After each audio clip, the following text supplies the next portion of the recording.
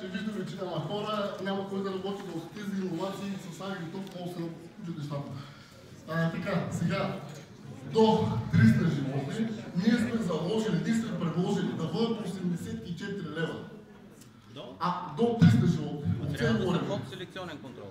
Задължително. 84 точно така. Но те няма да получат държавна помощ. Защо? Защото държавната помощ всяка година ще намалява до 2020 с 10%. Ако по-миналата година вземаме 39 лева, днес ние взимаме 35, до година ще бъдат 31, по година ще бъдат 27-28. Тоест, сега, значи, сега, разбирам овцеловите си 500 овце, да, така е. Не може на всеки се угоди, но вижте сега, Европа взе да стимулира планинските райони. Сами виждате, че картофите вече ги внасяме от Полша, горското стопанство няма в Родопите, обесеряват се. Това беше един стимул за нашите колеги овцевъди. Казвам нашите колеги, защото ние всички овцевъди сме колеги, да ги подпомогнем, тези пари отиват за тях, защото те нямат зърно, нямат люцерна, всичко взимат от дървените части, не сме равнопоставени на равнинната част и тези, които са в Родопите. Другото ще кажа, тези, които имат 50 овце, защо не се сдружат? Има програма за обединяване и сдружаване. Имаш 30 овце, 4 човека, правите 120. И вместо да ги пасете всеки ден, вие 4 човека, за 30 дена ще ги пасете. Веднага ще ви давам конкретния отговор. За сдружаването госпожа Боянова иска и тя да вмешне нещо. Супер, ето това е. Мисля, че преди няколко години, когато дойдоха 115, имаше статия, че едва ли не взеха 115 лева на овца с селекция. Защо да не ги взимаме сега? Едното казваме европейско, другото е национално. Ма как? Аз имам 500 животни, вие му принуждавате да ги затворят, да ги закрием. Това не се издържа. Не, съжалявам. Само ще кажа, овцете под селекционен контрол от 190 хиляди, което вземаме 68 лева, сега са 400 хиляди. Това не е нормално. Не, разберете 400 хиляди, това е общността на развойните организации. Може ли, само извинявайте, че ви прекъсвам, обаче ето виждате ли къде е проблема? Проблема е, че... Не, проблема за мен е какъв е. Аз нямам това бизнес, ще кажете лесно ми да говоря. Обаче проблема е следния. Значи пари има и животновъди има. Има и овцевъди обаче. Стана ясно. Значи въпросът е как да се нацелят овцевъди, тъй като тая госпожа, дето казвам, че тя точно, по принцип говорим, кои трябва да се взимат тия субсидии.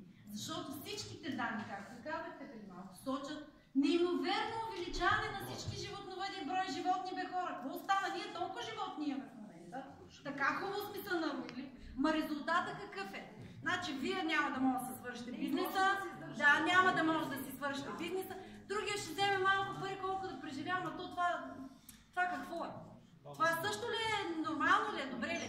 Значи, защо нямаме правилно, защо не нацелваме кой трябва да вземе субсидиите? Значи има добра воля да дава на животновъдите, до тук добре. Ама от тук насетне трябва да се види на кои животновъди. Такъв разрез няма. Няма разрез. Колко са в БАБХ и да ги засечеме колко от тях са в ДФЗ. Да направим този разрез. Всички викаха, дайте да дадем държавни общински за пашана. Дай да видим колко взеха държавни общински. Какво правят с тия пасища? Къде са? Защото ще ви... Сигурна съм, че цифрите ще говорят точно обратно на това, за което са ви кажи. Тоест, въпросът е, че според мен вашия сектор наистина не е добре защитен, когато се правят тия политики. Не искам да обидя нито една браншова организация, обаче на тия работни групи става едно говорене, едно викане, едно крещяне, едно тръскане на едни врати. Аз излязох последния път, не можах да издържа за такова викане. Няма анализ обективен. Няма цифри, бе, просто няма цифри. Като нямаш цифри, е така, единия ще вика, аз трябва да взема, другия вика няма. Раздаваха така, че казаха за пасещата и има категоризация. От 8 категория до 20. Те категории своите пасеща. Взехме пасеща, тази година не можахме да кандидатстваме за de minimis, защото надвишихме с 10 декара пасещата. Защо беше необходимо? Като ще се дават, може да са 2 лева, да се дадат на всички животновъди по-равно. Тук при нас се получава деление. Ние не можем да се издържаме. Нищо не се прави, само се говори, само форуми, на практика нищо. Точно това, че се дава по-равно, затова сме на този хал. Добре. Трябва да се дава на тия, които... Когато имаш повече животни, основа на сумата ще получаваш.